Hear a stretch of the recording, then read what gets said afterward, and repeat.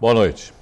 Foi inaugurado hoje o Anel Viário de Cubatão, que interliga as rodovias Anchieta, Cônego Domênico Rangoni e Padre Manuel da Nóbrega. Com a abertura do Anel Viário Engenheiro Luiz Antônio Veiga Mesquita, a expectativa é eliminar um dos principais gargalos do sistema Anchieta Imigrantes, o trevo do quilômetro 55 da Anchieta, que causava intensos congestionamentos. Foi inaugurada também a terceira faixa da rodovia Cônego Domênico Rangoni. As obras duraram quase 2 anos. A expectativa é que o sistema dobre a capacidade de tráfego na região. Principalmente aqui para o complexo portuário e industrial de Cubatão. Então os caminhões vão ter uma melhor acessibilidade, né? Aqui havia congestionamentos que não vão existir mais. A isso também soma-se que nós vamos dar início daqui 15 dias a uma nova entrada ali na Facina, lá no Guarujá. Uma entrada de aceleração e desaceleração da Cônego Rangoni, que vai facilitar também o acesso à margem esquerda do porto. Com essas obras, nós acreditamos que aqueles congestionamentos que existiram no passado recente não existirão mais. Durante a solenidade de inauguração, o secretário estadual de Habitação e a prefeita de Cubatão, Márcia Rosa, assinaram um termo de construção de 180 novas casas aos moradores da Vila Noel, que foram remanejados da área onde o anel viário foi construído. O secretário de Transportes prometeu novos investimentos para desafogar a entrada de Santos e reafirmou a importância da construção do túnel Santos-Guarujá. Está em licitação uma obra de 2 bilhões e 800 milhões de reais, que vai ser inédita, uma tecnologia de túnel por sucção, que vai atender tanto os moradores do Guarujá de Santos, como também vai ser possível atender as cargas, né? Os caminhões poderão transitar, inclusive previsão para que o VLT passe dentro do túnel. Desde ontem, por conta da greve dos funcionários, 90% das agências bancárias da Baixada Santista estão fechadas. Apesar do serviço ser limitado, as casas lotéricas têm sido a opção mais procurada pelo público para o pagamento de contas. Dia 1º de outubro e as portas das mais de 200 agências bancárias da Baixada Santista estão fechadas. Os funcionários pararam ontem de trabalhar. Enquanto as contas dos clientes se acumulam, o jeito é procurar outras formas de pagar antes do vencimento. Seu Odilon encontrou uma alternativa nas casas lotéricas. Aproveitar para pagar as contas, né, para não atrasar, apesar que não são todo tipo de contas que eles aceitam aqui, né? Aí dificulta um pouco a gente também, né? Thalissa também optou pela lotérica quando não encontrou sua agência bancária aberta. Dificulta um pouco, porque a gente tem que pegar essas filas, às vezes, que às vezes no banco pode ser até mais rápido, né? Pelo fato de ter várias agências, vários bancos. O reflexo da greve já pode ser sentido nas filas, movimento acima do normal para o primeiro dia útil do mês. Ontem já teve um movimento bom, né, à tarde, e quer dizer, como hoje é dia 1º, vamos esperar até o dia 10, né, para ver como é que fica. Se os bancos não voltarem, aí vai ficar pior. Mas não são todas as contas que podem ser pagas nas casas lotéricas. São aceitos boletos até R$ 700 dentro do prazo de validade. Se o boleto for emitido pela Caixa Econômica Federal, esse limite vai para R$ 2.000. Boletos de arrecadação federal também não são aceitos. Tem os correios, tem algumas lojas também que recebem e tem que aguentar, ficar nas filas, esperar e ter paciência, é o único jeito. Um homem de 45 anos vive um drama. Está há quase 5 anos internado na UTI do Hospital Guilherme Álvaro, em Santos. Ele afirma que já teve alta. Poderia estar em casa se tivesse garantido pelo poder público o custo do tratamento. O problema é que eu estou numa UTI, eu preciso ir para casa, eu não posso ficar o resto da minha vida preso dentro de uma UTI. Aqui o clima aqui é tenso o tempo todo, aqui é 24 horas sem parar. Não tem sossego, não um pouco, não consigo dormir à noite. Gerson tem uma doença rara chamada esclerose lateral amiotrófica. O principal sintoma é a fraqueza muscular e, com o tempo, o endurecimento e atrofia dos músculos que causa a perda dos movimentos. Ele já não mexe mais as pernas e os braços, tem apenas poucos movimentos nas pontas dos dedos. Os músculos do diafragma também já foram atingidos, causando a dependência de um aparelho para respirar. Ele chegou aí em qual hospital, Itanhaém? O que foi diagnosticado? Bom, então aí não diagnosticaram nada, né? Ele foi lá que não estava muito bem de saúde, estava com gripe forte, né? E por fim ele falou desse problema com o médico encaminhou ele aqui para o Guilherme Álvaro, né? Ele falou a fraqueza nas pernas, ele andava e simplesmente do nada ele caía, o corpo parava, as pernas paravam, começou pelas pernas esse problema, né? Ela estava andando normal e ia para o chão. Aí o médico falou, vai fazer um exame neurológico, é algo neurológico, o médico falou, e realmente né? Porque foi detectado que é um neurônio na cabeça. Ele veio para cá para fazer esse exame neurológico, o que aconteceu? Estava com uma infecção muito forte no pulmão. O médico internou ele, né? A médica internou ele na época, ficou um mês em coma e daí não saiu mais. Já são quase 5 anos de internação na UTI do Hospital Guilherme Álvaro. Mas desde 2010 ele tem alta médica e poderia ter voltado para casa em Itanhaém. O problema é que Gerson precisa de equipamentos e assistência médica na residência, o que foi negado pela prefeitura da cidade. Vou precisar de todos os equipamentos que teria aqui no caso. Seria o respirador, aspirador, seria o concentrador de O2, no break, que é o essencial se acabar a energia, vou precisar também. E vou ter, além de mão de obra, vou ter auxiliar 24 horas, enfermeiro uma vez por semana, médico, fisioterapia 3 vezes por dia. E você não tem condições de pagar todos esses serviços? Não, que é muito caro. Chega acho que a 30 mil reais, mais ou menos. Meus irmãos entraram e conversaram com a prefeitura, só foram conversar. Não deram nem ligaram pro Nelson. Não estavam nem aí. Aí teve que entrar na justiça. A hora que entrou na justiça, ficou esse jogo de empurra, né? Eles vão recorrendo, sempre acham uma brechinha para recorrer. O irmão não se conforma com a situação e questiona a demora por uma solução, já que, segundo ele, os gastos para o governo são muito mais altos no hospital do que se ele estivesse em casa. Foi avaliado aí mais ou menos esses 4 anos e meio que ele está aí, em torno de 6 milhões de reais ele custou para o governo, sendo que o home care era menos da metade do preço, ele sendo cuidado em casa. Em nota, a Prefeitura de Itanhaém informou que vai estabelecer uma parceria junto à Secretaria Estadual de Saúde para auxiliar com o custo do tratamento do paciente. O galpão onde funcionava um depósito de pneus que pegou fogo no centro de Santos ontem à tarde amanheceu interditado. Segundo a Defesa Civil, o telhado do imóvel está comprometido e terá que ser demolido. O fogo teria começado durante a solda com um maçarico em um tanque de combustível. 8 pessoas estavam no local. As chamas foram controladas em cerca de 30 minutos e ninguém se feriu. 4 equipes da Polícia Civil e 2 do GOI realizaram uma operação especial hoje na Vila Margarida, em São Vicente. O objetivo da ação era localizar os autores da morte do diretor do CDP de Praia Grande. Charles Demitri Teixeira foi morto com 60 tiros de fuzil e pistola em frente à própria casa no dia 22 de agosto deste ano. 3 suspeitos conseguiram fugir. Na casa onde estavam foram apreendidas drogas, munições, radiocomunicadores e uma balança de precisão, além de dinheiro e um caderno com a contabilidade do tráfico de drogas. E um criminoso foi baleado e outro preso ontem à noite após uma saidinha de banco. A dupla que estava em uma moto abordou a vítima na Avenida Conselheiro Neves, em Santos, e após roubarem o dinheiro seguiram para a balsa. A Polícia Militar já monitorava os bandidos e efetuou a abordagem. Houve troca de tiros.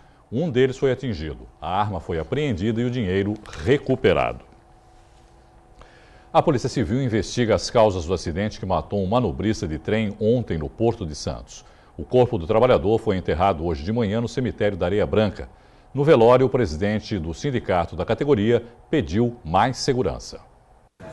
O velório de Anderson Frazão, de 29 anos, aconteceu na Santa Casa de Santos. Familiares e amigos estiveram presentes para prestar a última homenagem. Perda muito grande. Para mim, para meu pai, para minha mãe, familiares. Super gente boa, amigaço, amigo. Sem palavras para dizer, sem uma perda assim, vai fazer muita falta.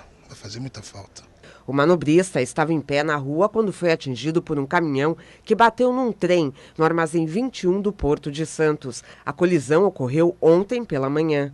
Mais do que descobrir responsáveis, entendeu? É fazer com que se identifique qual foi o motivo, o que motivou esse tipo de acidente lamentável que nós perdemos aí um jovem na flor da idade, com 29 anos de idade, que acabou fazendo com que o maior porto da América Latina hoje esteja de luto. Para o presidente do sindicato da categoria, a segurança no Porto de Santos para os trabalhadores precisa ser melhorada. No ano de 2007, nós tivemos 7 acidentes fatais no primeiro semestre, uma média de mais de uma morte por mês. A partir daí despertou uma consciência de que a segurança tinha que ser prioritária. Muito foi feito, tanto pelo setor empresarial, quanto pelo setor governamental e pelos trabalhadores do setor laboral. Mas quando você vê acontecer um acidente desse tipo, fica claro, fica evidente que nós falhamos. Nós não conseguimos ainda atingir a necessidade que se tem de poder minimizar esse tipo de acidente. A família, muito abalada, não quis gravar entrevista. Segundo o Corpo de Bombeiros, o trabalhador ajudava em uma manobra. Imagens de câmeras de monitoramento vão ajudar na apuração do caso. A empresa ALL informa que está prestando toda assistência à família da vítima. Futebol. O Santos entra em campo daqui a pouco, às 7h30, contra o Botafogo no Maracanã. A partida é válida pelo jogo de ida das quartas de finais da Copa do Brasil. O goleiro Aranha e o atacante Thiago Ribeiro, contundidos, são desfalques certos. A boa notícia fica por conta dos retornos de Robinho e Mena, que estavam machucados. E a Portuguesa Santista perdeu hoje à tarde para o Atibaia por 1-0 fora de casa e se complicou no Campeonato Paulista. O resultado coloca a equipe do interior do estado na liderança do grupo com 4 pontos ganhos. Barretos e Taboão da Serra, as outras equipes da chave, jogam daqui a pouco às 8 horas em Barretos. A Briosa, que só tem 1 ponto, volta a campo sábado às 4 da tarde contra o Taboão em Taboão da Serra. Em Santos acontece toda a semana a Feira de Orgânicos. São várias opções de produtos sem agrotóxicos. A qualidade dos alimentos tem atraído cada vez mais o público. Dona Catarina vem pelo menos a 2 feiras por mês. Desde que conheceu há mais de 1 ano, procura sempre se alimentar com produtos orgânicos. Na casa dela, só entram frutas e legumes produzidos assim. O que me traz aqui é a diversidade de alimentos, né? Eu amo de montão esses alimentos naturais. Uma porque eu sou alérgica a produtos industrializados. E eu gosto demais. Limão, esses limão galego, esse alho poró, tudo eu uso daqui. Assim como ela, a feira tem chamado a atenção do público que quer uma vida mais saudável. Em Santos a gente não tem oportunidade de encontrar esses produtos. Então eu já vinha procurando porque conheci em São Paulo. Em São Paulo eu tenho oportunidade de comer uma comida vegana, encontrar produtos que não tenham agrotóxicos. Então eu fiquei encantada quando eu vi ontem a faixa e hoje vim conhecer. Estou gostando bastante. Interessei mais pelo mel, né? Porque é muito difícil ter um mel de procedência boa para a gente comprar. Eu sou fã de mel, pelas verduras também, né? A variedade por aqui é grande. Além das frutas, verduras e legumes, ainda há itens de mercearia light, como mel, temperos e sucos. Tem até brinquedos feitos com materiais reciclados. Os alimentos são trazidos por produtores rurais do Vale do Ribeira e do interior de São Paulo, como Geraldo. Nós utilizamos técnicas que preservam o meio ambiente, a qualidade do solo, a fertilidade, rotação de cultura, consorciação, espécies diferentes para não ocasionar uma exaustão da terra, né, do solo, e a gente procura oferecer aos consumidores os produtos selecionados, né, sempre produtos de boa qualidade e frescos, porque a gente traz para a feira colhido no mesmo dia. Ao todo, acontecem 3 feiras por mês. Uma no bairro da Pompeia, outra no Gonzaga e outra no Jardim Botânico de Santos, na zona noroeste. Favorecendo o comércio de produtos orgânicos, a gente está favorecendo também um cuidado com a preservação do meio ambiente no campo, com a saúde do trabalhador e com a qualidade de vida das pessoas. O maestro João Carlos Martins e a Orquestra Baquiana Filarmônica encheram o Teatro Coliseu de música e emoção ontem à noite em Santos.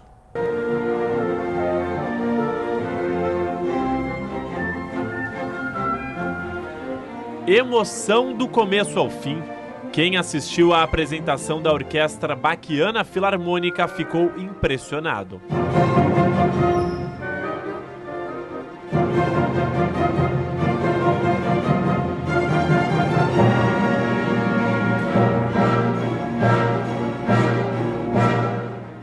Uma grande noite memorável.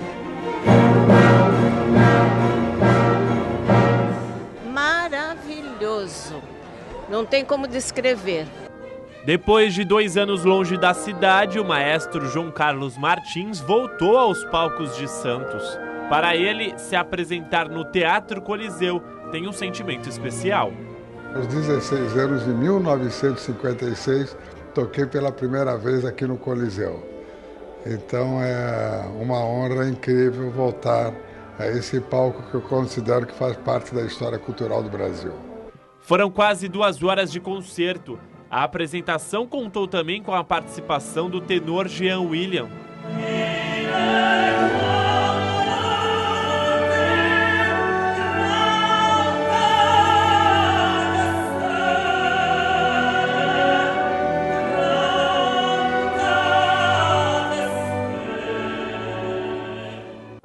As doenças que atingem os nervos das mãos não limitaram o maestro em tocar piano durante a apresentação, momento que sensibilizou a plateia.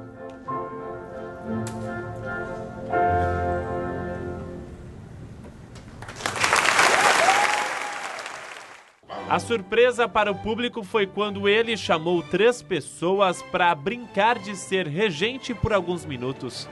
Cristine foi uma das sortudas. Eu queria estar perto dele, por isso que eu levantei a mão para estar perto dele. E ele é fantástico, foi uma emoção muito grande, nunca vou esquecer.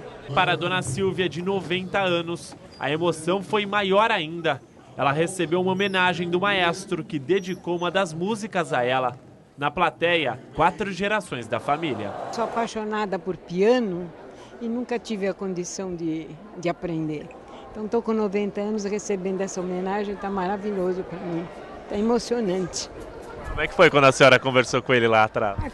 Olha, não tinha palavra, sabe? Foi chocante para mim, foi muito lindo, muito. Eu não esperava nunca, nunca tive um momento desse na minha vida.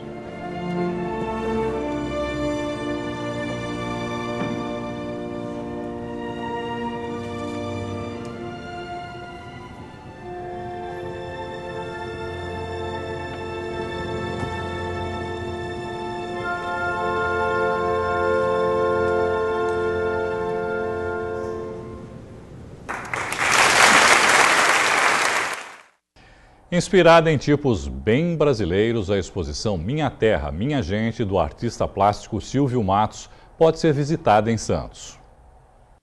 Muita cor e elementos que mostram a cultura brasileira. Sol, rede, coco e muitas outras figuras são retratadas nas telas do artista plástico Silvio Matos. É um trabalho característico nordestino, mas que está presente no cotidiano também no Brasil inteiro, né? Aquele homem do campo, aquele pescador. Gosto muito de trabalhar com essa temática. Acaba valorizando mais, né, essa classe que enobrece o país, né? E que por muitas vezes é um pouco desconhecido, entendeu?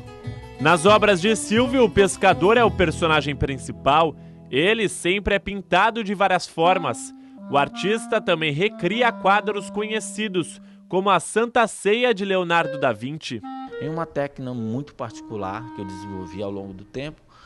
E eu digo que tem uma mescla também, uma mistura entre Tarsila, Portinari e pelos contornos, volta e meia que aparece nos quadros forte, também lembra um pouco Romero Brito. A exposição Minha Terra, Minha Gente pode ser visitada no Espaço de Casa, na Avenida Washington Luiz, 471, no Boqueirão, em Santos. A mostra segue até o dia 14.